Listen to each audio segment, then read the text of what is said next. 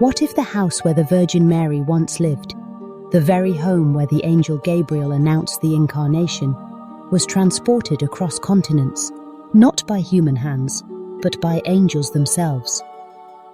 What if that house still stands today, quietly welcoming pilgrims from around the world, its stones echoing with centuries of prayer and wonder? This is the extraordinary mystery of the Holy House of Loreto. For centuries, Christians have cherished the story of the Holy House. According to tradition, this was the humble dwelling in Nazareth where Mary grew up, where she heard the angel's greeting, and where she gave her yes to God, changing the course of history forever. Here, in a space no larger than a simple room, the Word became flesh. The all-powerful God took on our humanity, not in a palace, but in the ordinary warmth of a family home. But the story does not end in Nazareth. In the late 13th century, as the Crusaders lost control of the Holy Land, a great threat loomed over Christian holy sites. The house in Nazareth, so deeply venerated, faced destruction. That is when, according to ancient accounts and enduring faith, something miraculous occurred. In 1291, villagers in what is now Croatia reported a most astonishing sight. A small stone house, unlike anything in the region, appeared overnight, as if set gently upon the earth.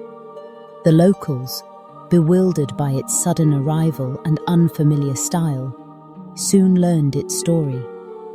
The house, it was said, had been carried from Nazareth by angels, saving it from desecration.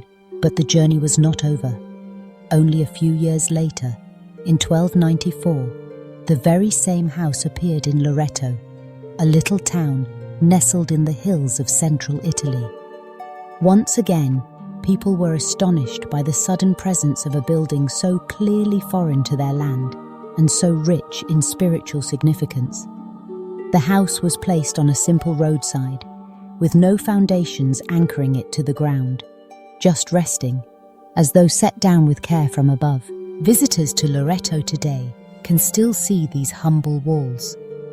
The house is small, built of rough-hewn stones, its simplicity a stark contrast to the grand basilica now built around it. Yet it is exactly this simplicity that speaks so powerfully. Archaeological studies have shown that the stones, the mortar, even the style of construction, match those found in 1st century Palestine, not in Italy. The materials are foreign to the region, and the method of building is unlike anything local. Even the absence of a foundation is a mystery. Why, in a land of earthquakes, would a house rest so lightly on the earth, unless it had been placed there for a special purpose? Over the centuries, the Holy House has become one of the world's most beloved pilgrimage sites. Saints and ordinary believers alike have journeyed to Loreto, seeking to come close to the mystery of the Incarnation. Saint Francis Xavier, before embarking on his missions to the East, came to pray in Loreto. Saint Thérèse of Lisieux, as a young girl, visited and was deeply moved by the tangible closeness of Mary and Jesus in that little home. For countless others, the Holy House has been a place of profound encounter, a place where heaven and earth seem to touch. But the miracle of Loreto is not only about a building moved by angels or the preservation of an ancient structure. It is about something deeper, a message that echoes through the centuries. The God who created the universe chose to enter human history in a small, modest house. Holiness did not begin in grand temples or mighty fortresses, but in the ordinary spaces of daily life. In a kitchen, a bedroom, a family gathering. The Holy House of Loreto reminds us that God wants to dwell not just in sacred places, but in the middle of our ordinary routines. We might look at our own homes, our kitchen tables, our living rooms, our workplaces, and wonder what significance they could possibly hold.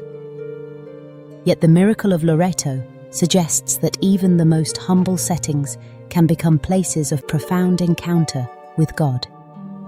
It's not the grandeur of the surroundings that matters, but the openness of the heart. When we welcome God into our daily lives, when we fill our homes with love, with prayer, and with acts of faith, those spaces become holy ground. Imagine the transformation that could take place if we saw our homes as places of grace.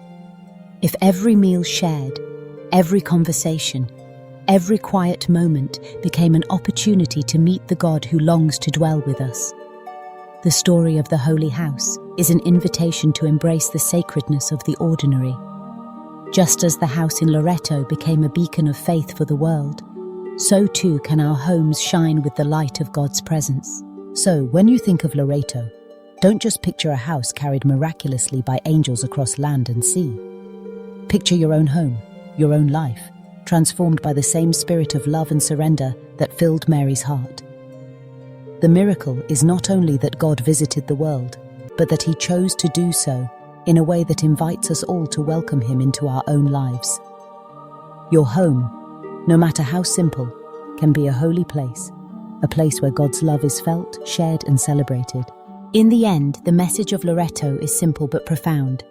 God does not just want to visit your house, he wants to live in it. He wants to make his home with you, in the midst of your joys and struggles, your hopes and fears. The Holy House stands as a testament to this truth, a reminder that the divine can be found, not just in distant places or dramatic miracles, but in the quiet, everyday moments of our lives. May we open our doors and our hearts to the God who longs to dwell among us.